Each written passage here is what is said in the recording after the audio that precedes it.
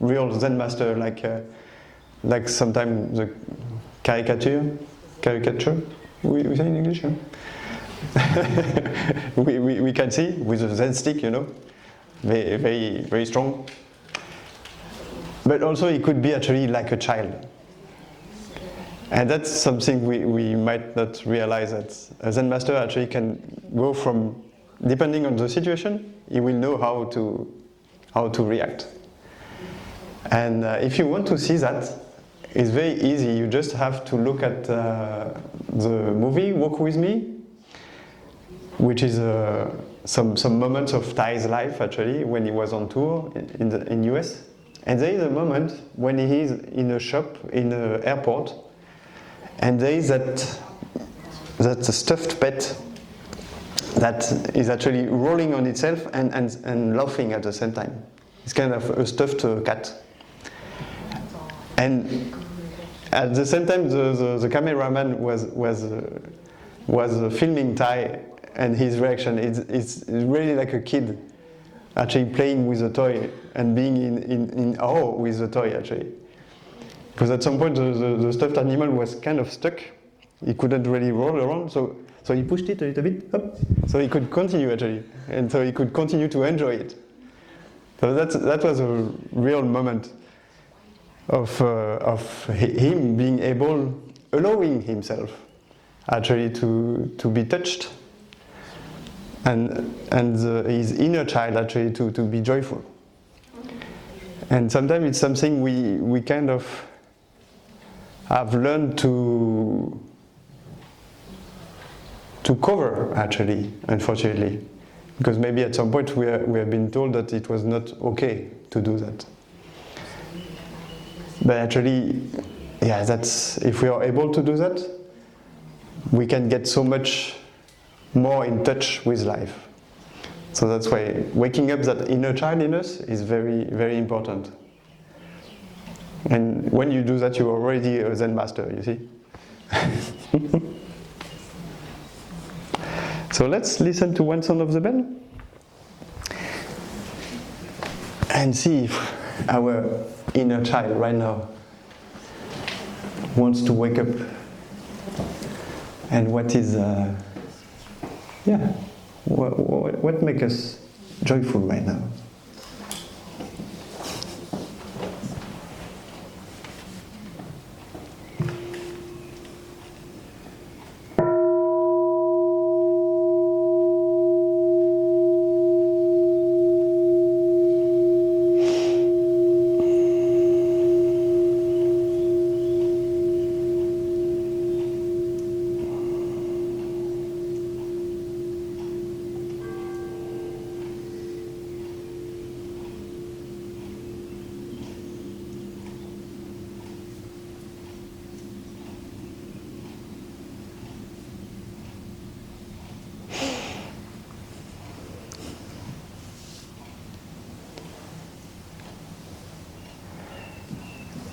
And that capacity is very valuable, because even if you do something that you might first think that, that's something I know already. And I gave those teachings I don't know how many times. So there is a part of myself that could say, and for also the brothers and sisters here, I know, they could say, again, I know that already. That's okay, thank you. And I know many of you already heard about it. But if we are able to get further and welcome that part of us that can be a little bit bored or say, again, actually, behind you will see that even if it looks the same, every time it's different. Every time this person that is actually sharing it is different, has a way of sharing it differently. And even if it's the same person, even if it's me, I never actually share the practice the same way.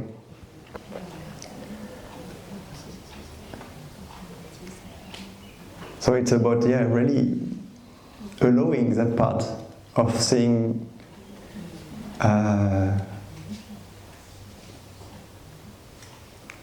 life manifestation in the moment. Actually, am I able to calm down those labels that are very useful in everyday life, especially in a fast-paced life? To say that's a car, that's a tree, I need to drive here, I need to do that, red light, I need to stop, blah blah blah. And we are very good at that, especially human beings. But that's also our problem, is that faculty we have to deal with concepts. It's actually also stopping us from actually really being in touch with life. If you look at animals or you look at young children, you will see that they have much less that problem actually. They are able to be much more in the present moment.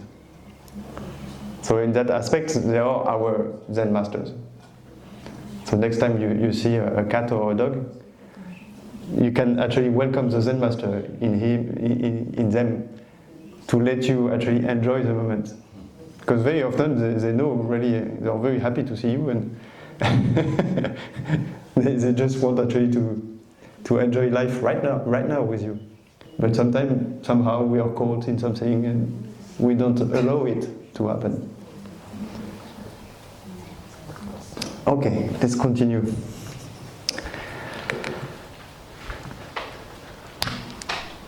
So number 6. Breathing in. I look at my notes.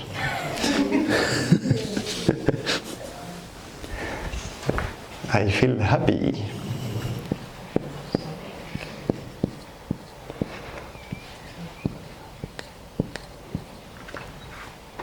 Breathing out. I feel happy.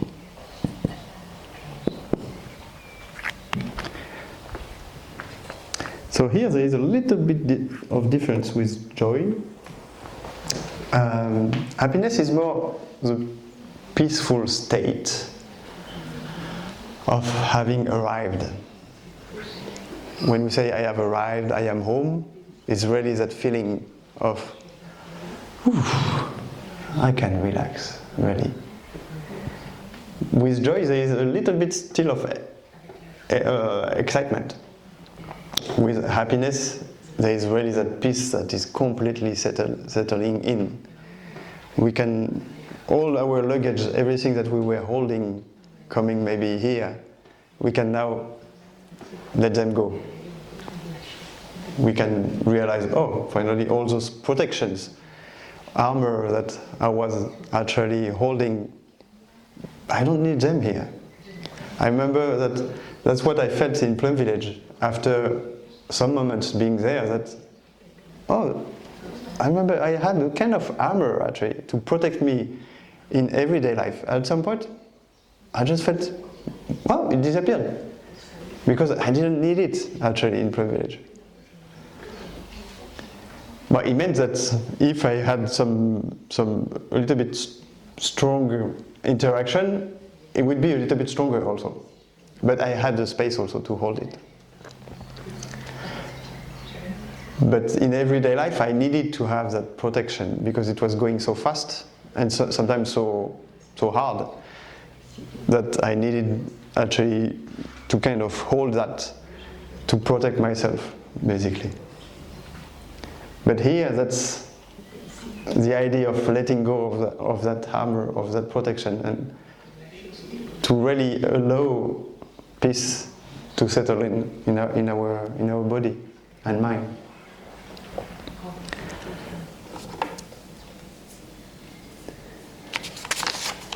And to realize that, happiness is possible actually. If I allow myself and I feel safe enough, happiness is totally possible actually, right now.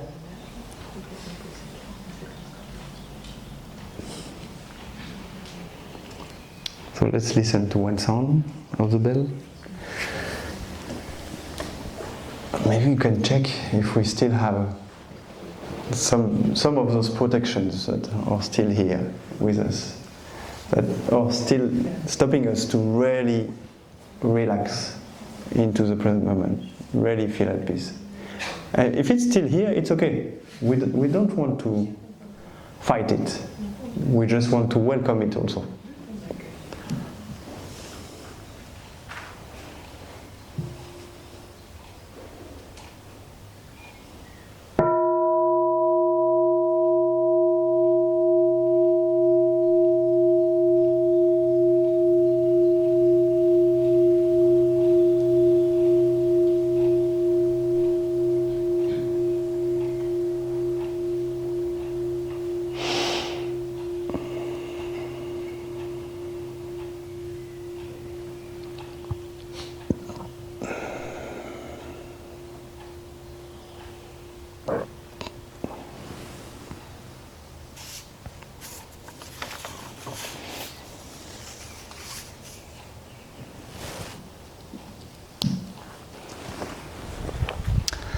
Okay, now we continue with the feelings. So breathing in, I am aware of having no memory.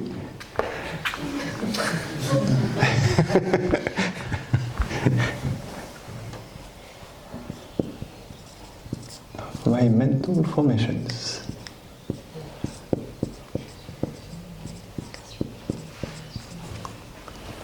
Breathing out, I am aware of my mental formations.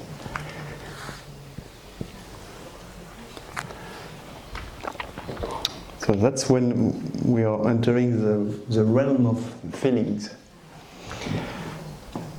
Phap Ly shared a little bit about it yesterday.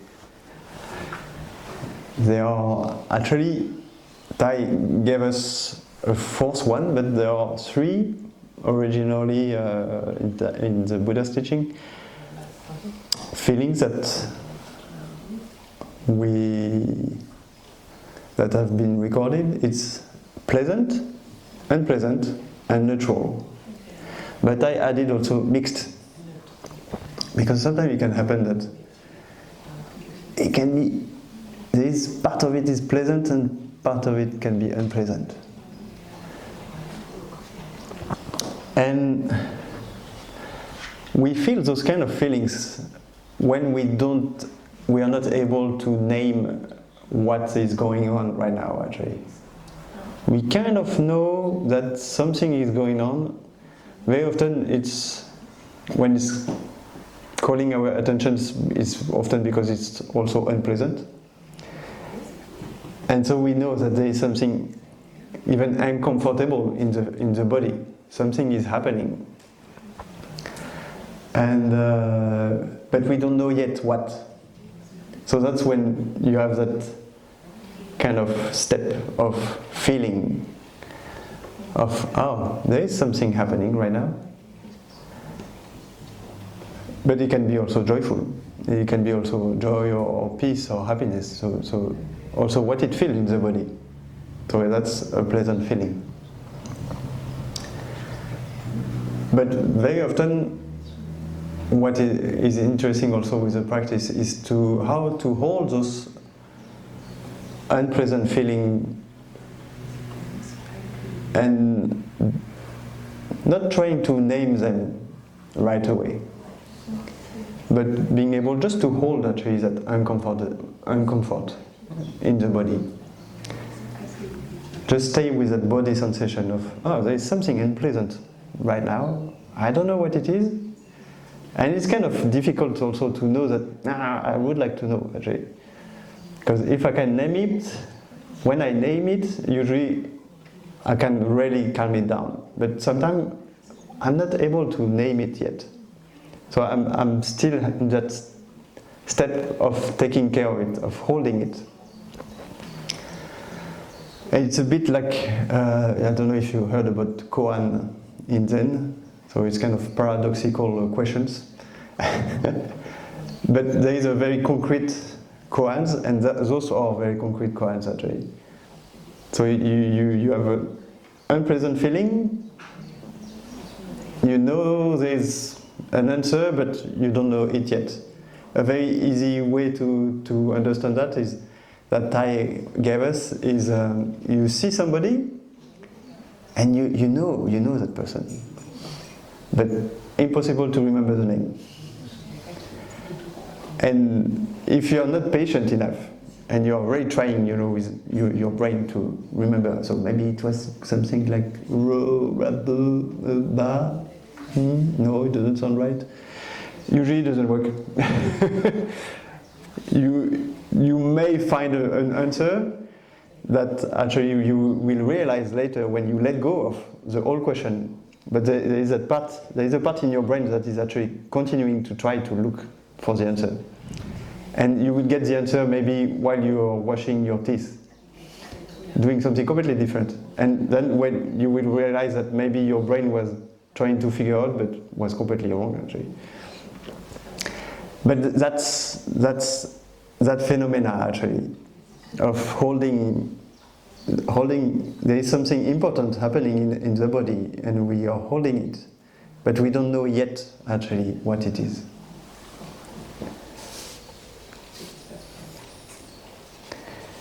And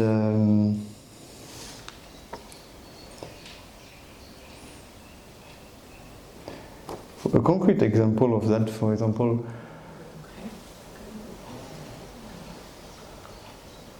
it's difficult to find. I've been looking for a concrete example the last days, but it didn't really come. So it's still a koan also. The problem is that the talk is happening now. But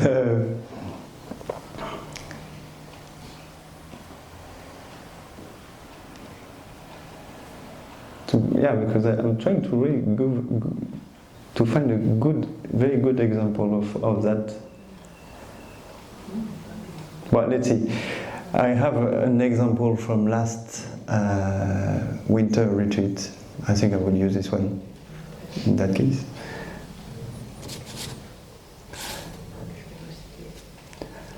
Or maybe not. I will use the one I have here. That was good. This one is about my relationship with time actually, and the stress I can feel if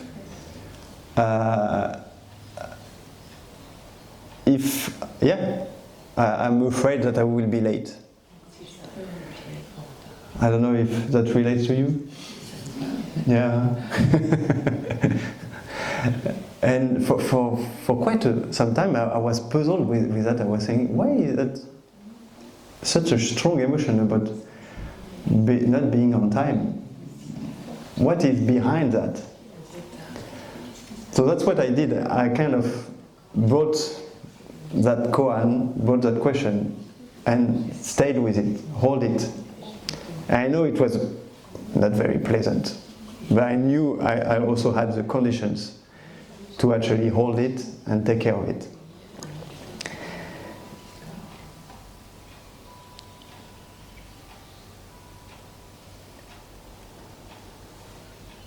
And I knew that at some point it was linked to the fear of somebody suddenly yelling at me or telling me, oh, you should have been on time or something like that, which must have happened with my parents at some point. So there is something that has been actually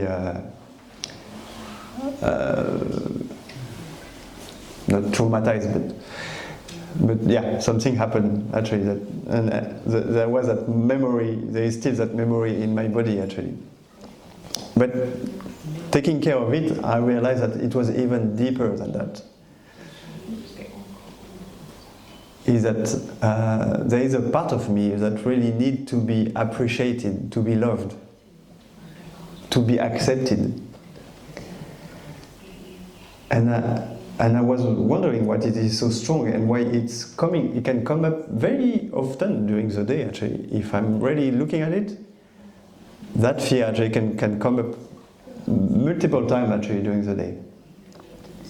And at some point I realized that it was a deep ancestral fear, is that if I'm kicked out of the tribe, I cannot survive. And that was a reality for our ancestors, maybe some thousands of years ago, but we still have that memory in ourselves. That a lonely human being in a world where there was real predators couldn't survive by himself. He needed the tribe actually to be able to survive. So we still have actually that memory in us. And that's what I really touched actually in me. And that made me really understand why it was so strong and why it was coming so often. And how it was actually driving me. Even in situations when actually people would have totally understood if I was late or it's not like they wouldn't love me anymore. But that sensation was actually very alive at the same time. So that's when I realized that I really need actually to take care of that sensation, to not be actually pulled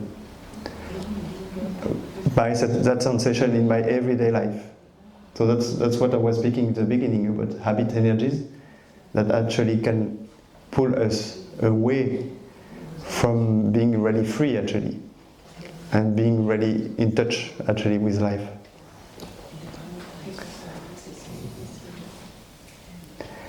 And in Buddhism we call that latent tendencies. We have a guided meditation. I mean, it's coming from a sutra from the Buddha. That he actually he was actually how do we say